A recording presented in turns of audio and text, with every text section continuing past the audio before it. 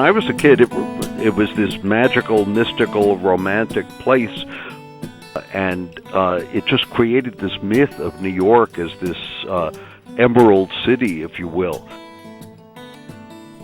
And by now, I'd say the terminal is probably in better shape than it was even when it opened. It handles more passengers, it handles more visitors. Metro-North is now the busiest commuter railroad in the United States.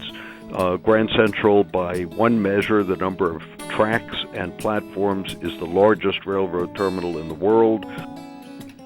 And it's just a magnificent place, lovingly restored by government in its self-interest, enlightened self-interest, to make Grand Central a destination not just for commuters, but for shoppers and diners and sightseers.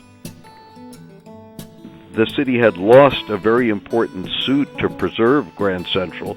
The Penn Central Railroad wanted to build a skyscraper over it, which would have meant demolishing part of the terminal.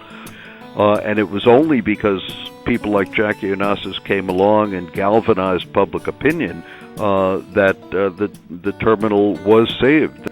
And Grand Central became the poster building for historic landmark preservation.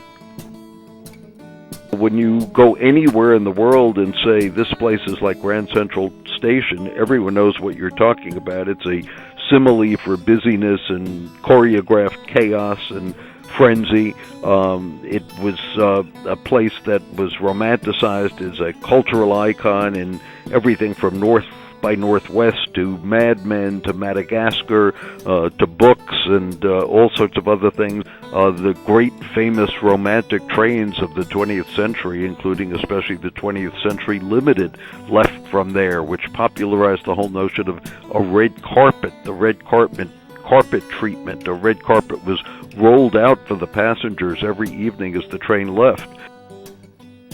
As you look over at this urban ballet, this controlled, choreographed chaos, it's a marvel of engineering, it's a marvel of transportation. It was one of the first mixed-use buildings in New York, which combined all sorts of functions.